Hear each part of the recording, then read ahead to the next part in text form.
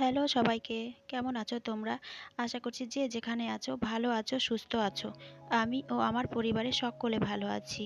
আজকের দিনটা হচ্ছে শনিবার আর এখন বেলা অনেকটা হয়ে গেছে। তো গত দুদিন যাবৎ ভীষণ পরিমাণে বৃষ্টি হয়েছে।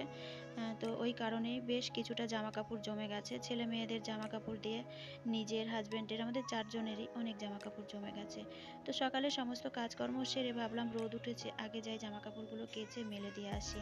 তাই জামাকাপড়গুলো কেচে ছাদে এলাম। আর তোমরা ছাদের রোদ দেখে ছাদের মানে চারিপাশের পরিবেশটা দেখে নিশ্চয়ই বুঝতে পারছো যে রোদের কতটা তাপ। তো যাই হোক, সত্যি যেমনি রোদ উঠেছে তেমনি গরমও পড়েছে। শনিবারের দিনটা প্রচণ্ড গরম পড়েছিল। আর এই ভিডিওটা হচ্ছে আমি শনিবারে করেছিলাম, মানে শ্যুট করেছিলাম। তো শনিবারে আমি পোস্ট করতে পারিনি, ভেবেছিলাম রবিবারে করব, কিন্তু তাও পারিনি। তো তারপরে দেখো জামা কাপড়গুলো মেলে আমার ছাদের উপর থেকে চারপাশের পরিবেশটা তোমাদের একবার দেখালাম। তো তারপরে চলো, আমার যে ড্রাগন গাছে বেশ কয়েকটা ফল এসেছিল। তো যাই হোক, বৃষ্টির কারণে সে ফলগুলো নষ্ট হয়ে গেল। তোমাদের হয়তো কিছু একটা ভিডিওতে দেখিয়েছিলাম এই ড্রাগন গাছে ফুল এসেছিল। তারপরে দেখো, ছাদ বাগানে একটা মৌসম্বি লেবু গাছ আছে, অনেকটা লেবু ধরেছিল, সব লেবুগুলো পড়ে গেছে। তো যাই হোক, এখন বেশ কিছুটা লেবু আছে, তো সেগুলোই তোমাদের দেখালাম। তো প্রত্যেকবার অনেক বড় হয়, এবার আর লেবুগুলো বেশি বড় হলো না, কেন কি কারণে জানি না। তো তারপরে তোমাদের দেখাবো, চলো ছোট্ট ছাদ বাগানটাতে আমার যে গাছগুলো আছে বৃষ্টির জল পেয়ে কত সুন্দর সতেজ হয়েছে, কিন্তু তার মধ্যে ঘাস, প্রচুর পরিমাণে ঘাস জন্মেছে, আগাছা জন্মেছে। তো সময়ের অভাবে এই ঘাসগুলো পরিষ্কার করতে পারছি না। আর এই নীলকণ্ঠ গাছের মধ্যে আমি একটা নতুন ফুল গাছ লাগিয়েছি, সেটাই তোমাদের একবার দেখালাম। জানি না, অনেকে বলে এই ফুল গাছটার নাম নাকি কঞ্চিলতা, খুব সরু সরু ফুল হয়। তো ফুল এলে অবশ্যই তোমাদের দেখাবো। তো এখন বাজে বেলা 11টা, আমি বিছনাটাও সুন্দর করে গুছিয়ে নিয়েছি। আর এই যে মহারাজা বিছনার উপর দিয়ে হেঁটে আসছে, মহা বদমাস। মিনির একটাই বেবি আছে, এ এখনো বাইরে যাওয়া শিখেনি, তাই খাটে উঠতে দিয়েছি। তো তারপরে চলে আসলাম সোজা রান্নাঘরে দুপুরবেলা রান্না বান্না করব বলে। তো সকালবেলা আজকে আর ভাত রান্না করিনি বলবো না, মানে ছেলে মেয়েদের জন্য, হাজব্যান্ড এরা কেউই ভাত খাবে না, এরা হচ্ছে পরোটা খাবে। আর আমি আমার বাড়ির যে পোষ্যগুলো আছে ওদের জন্য শুধু ভাত করেছি। তো যাই হোক, সকাল সকাল ওইগুলো পরিষ্কার করে নিয়েছি, হাঁড়ি তারপরে কড়াই এগুলো মেজে পরিষ্কার করেছি। গ্যাস ওভেন দিয়ে, গ্যাসের জায়গা দিয়ে সব পরিষ্কার করে রেডি করে রেখেছিলাম। তো ওদিকে ভাত আর ডালের জলটা বসিয়ে দিয়েছি। বসিয়ে দিয়ে হাজব্যান্ড কিছু মুদিখানা বাজার দিয়ে গেছিলো, তো সেইগুলোই আমি এখন গুছিয়ে নিচ্ছি। তো এর আগে মুসুরির ডাল এনেছে কোথা থেকে আমি জানি না, ডালটা একদমই ভালো না, তা ওই জন্য আজকে আবার অন্য ডাল নিয়ে এসে দিল। তো তারপরে এনেছে মটরের ডাল, আজকে রান্না করব। তো এখানে অনেকটা ডালই আছে, সবটা ডাল তো রান্না করব না, তাই কিছুটা ডাল ঢেলে রাখবো, অর্ধেকটা আর অর্ধেকটা রান্না করব। তো তারপরে দেখো, ডালগুলো তো ঢেলে নিয়েছি, কিন্তু এবার এই যে জিরে পাঁচফোড়ন এগুলো ঢালবো কোথায়? তো ঢালবো বলে দুটো কৌটো নিয়ে আসলাম, একটা কৌটোর মধ্যে দেখছি জল। তো যাই হোক, এই কৌটোটা আমি পরিষ্কার করে রেখেছিলাম, জলটা পরিষ্কার হয়নি ভালো। তো ওটার মধ্যে আর রাখবো না, কারণ ওটার মধ্যে যদি রাখি তাহলে নষ্ট হয়ে যাবে। ওই কারণেই পাঁচফোড়নটা আমি আগে যে একটা বয়ামের মধ্যে থাকতো ওর মধ্যে ঢেলে নিলাম। আর এখন যে জিনিসগুলো আছে এগুলো আমি কিছুই এখন ঢালবো না, কারণ এখন আর সময় নেই, পরে গুছিয়ে নেব। তো তারপরে ছেলে ঘুম থেকে উঠেছে, ওকে চা করে দিয়ে এসেছি, তো ওর চা খাওয়া হয়ে গেছে। তো এখন আমি ওর সকালে টিফিনটাও দিয়ে দেবো। আর ওই যে বললাম আজকে ওরা ভাত খাবে না, পরোটা খাবে। তো ওর বাবা বাজার আনতে গিয়ে ওদের জন্য পরোটা নিয়ে এসেছিলো। মেয়ের খাওয়া হয়ে গেছে, তো এবার ছেলেকে আমি খাবারটা দিয়ে আসলাম। তো এদিকে দেখো, আমার ভাতটাও কিন্তু হয়ে গেছে, ভাতের হাঁড়ি উপর করে দিয়েছি। আর মটরের ডালটা আমি প্রেসারে অর্ধেকটা সেদ্ধ করেছি আর অর্ধেকটা কড়াইতে, খুব সুন্দরভাবে সেদ্ধ হয়ে গেছে। তো ডালের মধ্যে দেব আমি টমেটো আর কাঁচা লঙ্কা কেটে নিয়েছি। আর এদিকে দেখো, সয়াবিনটা গরম জল দিয়ে ভিজিয়ে রেখেছি আর পটল কেটে নিয়েছি।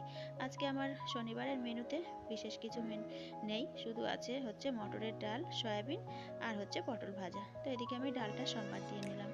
আর এখন রান্না করব হচ্ছে সয়াবিন। তো সয়াবিন আগে প্রথমেই আমি আলুগুলো সুন্দর করে ভেজে নিয়েছি। তো এবার আমি সয়াবিনগুলো খুব সুন্দর করে ভেজে নেব। আমি যখনই সয়াবিন রান্না করি তখনই কিন্তু সয়াবিনটা খুব সুন্দর করে ভেজে নিই। তো যাই হোক, তারপরে কড়াইতে তেল দিয়ে দিলাম, আর ফোড়ন হিসেবে ব্যবহার করেছি জিরে আর তেজপাতা, আর মশলা হিসেবে ব্যবহার করেছি আদা, জিরে, কাঁচা লঙ্কা আর হচ্ছে অর্ধেকটা টমেটো একসাথে পেস্ট করে নিয়েছি। এই তো আজকের মশলা। তো যাই হোক, মশলাটা আমি সুন্দরভাবে কষিয়ে নেব। তো দেখো, মশলা কষানো আমার হয়ে গেছে। এবার আমি ভেজে রাখা আলু আর সয়াবিনটা দিয়ে দিলাম, দিয়ে এবার মশলার সাথে খুব সুন্দরভাবে মিশিয়ে নেব, মিশিয়ে ভালো করে কষিয়ে নেব।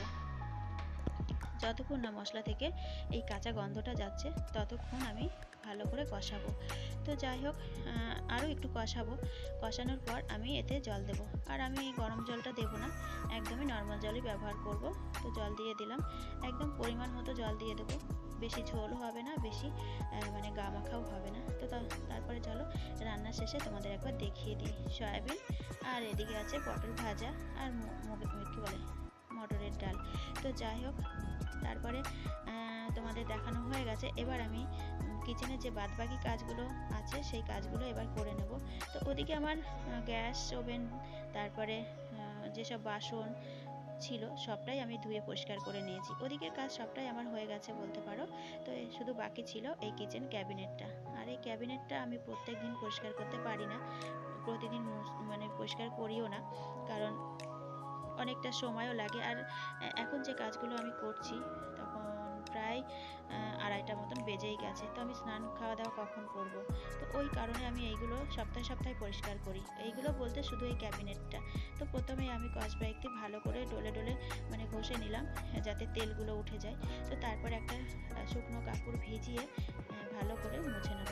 একবার, দুবার, তিনবার, মানে যতবার না পরিষ্কার হয়েছে আমি ততবার কিন্তু ওই কাপড়টা ধুয়ে দিয়ে পরিষ্কার করেছি। তো সব শেষে তোমাদেরকে দেখিয়েছি যে আমি শুকনো কাপড় দিয়ে পরিষ্কার করে নিলাম। তো তারপরে চলো, আমার কিন্তু সমস্ত কাজ এদিকে হয়ে গেছে, তো সেটাই একবার তোমাদের সঙ্গে শেয়ার করছি। তো দেখো আমি কত সুন্দরভাবে ঝাঁচকচকে করে ফেলেছি। তো প্রত্যেক দিন আমি এইভাবেই রান্নার শেষে কিচেনটাকে সুন্দরভাবে মুছে গুছিয়ে একদম ঝাঁচকচকে করে ফেলি, কারণ রান্নাঘরটা পরিষ্কার থাকা মানে মানে খুবই ভালো লাগে। রান্নাঘর পরিষ্কার না থাকলে না দেখবে কিছুই ভালো লাগে না। একটা মানুষ যদি এসে দেখে যে রান্নাঘরের এই অবস্থা, তাহলে মানুষে কি বলবে। তো যাই হোক, রান্না মানে সব কাজ কমপ্লিট করে স্নান করে পুজো দিয়ে চলে এসেছি দুপুরের খাওয়া দাওয়া করতে। আর আজকে যেহেতু ছেলে বাড়িতে আছে, তো 4 জন একসাথেই খাবো। তো 4 জনের খাবার রেডি করে নিচ্ছি। আর তোমাদের দুপুরে, আজকে শনিবার, দুপুরে মেনুতে কি কি আছে তোমাদের তো একবার দেখিয়ে দিয়েছি, আর হয়তো বলতেও হবে না যে আজকে দুপুরে মেনুতে কি কি আছে। তো চলো আমরা এখন খাওয়া দাওয়া করে নিই। তো খাওয়া দাওয়া করে এখন একটু ঘুমাবো। তো যাই হোক, খাওয়া দাওয়া কমপ্লিট করে একটা ঘুম দিয়ে উঠে দেখি সকালে যে জামা কাপড়গুলো কেচেছিলাম, হাজব্যান্ড সব জামা কাপড়গুলো গুছিয়ে নিয়ে এসেছে ছাদ থেকে। আমি যেহেতু ঘুমাচ্ছিলাম ওই জন্য জামা কাপড়গুলো তুলে নিয়ে এসেছে। তো আমি সন্ধ্যা দিয়ে এসে ওই জামা কাপড়গুলো গুছিয়ে নিচ্ছি। তো এই জামা কাপড়গুলো মানে প্রত্যেক দিন ব্যবহার করে। তো এই জামা কাপড়গুলো আমি পাশের রুমে একটা ছোট্ট আলমারি আছে আর আলনা আছে, তো যেগুলো আলনায় রাখার মতন আমি সেগুলো আলনায় রেখে দিই, আর যেগুলো আলমারির ভিতরে রাখার মতন সেগুলো আলমারিতে রেখে দিই। তো জামা কাপড়গুলো গুছিয়ে আমি পাশের রুমে রেখে দিয়ে আসবো, এসে ছেলে মেয়েদের জন্য টিফিন করব, তারপরে নিজেরাও চা খাবো। তো হাজব্যান্ড এদিকে চলেও এসেছে, ওর জন্য আমার জন্য চা করব। ছেলেও চা খায়, ও আবার কমপ্ল্যানটা খেতে চায় না, কমপ্ল্যান খায় শুধু মেয়ে। তো মেয়ের জন্য আমি কমপ্ল্যান করব। জামা কাপড়গুলো গুছিয়ে নিই। তো জামা কাপড়গুলো গুছিয়ে আমি পাশের রুমে রেখে দিয়ে আসবো, মানে জায়গা মতন আলনায় আর আলমারিতে ঢুকিয়ে রেখে আসবো সব গুছিয়ে। এসে রান্নাঘরে গিয়ে সবার জন্য টিফিন করব। তো চলো তোমরা দেখতে থাকো। জামা কাপড়গুলো গুছিয়ে চলে এলাম সোজা রান্নাঘরে। রান্নাঘরে এসে দুধ বসিয়ে দিলাম, দুধ দিয়ে মেয়েকে কমপ্লেন করে দেব। তো তারপরে দেখো দুধ বসিয়ে দিয়ে ওদিকে দুপুরে যে খাওয়া দাওয়া করে বাসনগুলো মেজে রেখেছিলাম, সেই বাসনগুলোই আমি সুন্দর করে বাসনের র্যাকটার মধ্যে গুছিয়ে রেখে দিচ্ছি। আর তার মধ্যে দুধটাও গরম হয়ে গেছে। তো মেয়ের জন্য এখন কমপ্লেন করবো, আর ওদিকে কিন্তু আমি চা বসিয়ে দিয়েছি। তো আমি আর ছেলে আর হাজব্যান্ড আমরা 3 জন চা খাবো, আর মেয়েকে দিয়ে আসবো কমপ্লেন। তো যাই হোক, ওদিকে চা বসিয়ে একটু আদা আর চিনি দিয়ে জলটা দিয়ে আসলাম।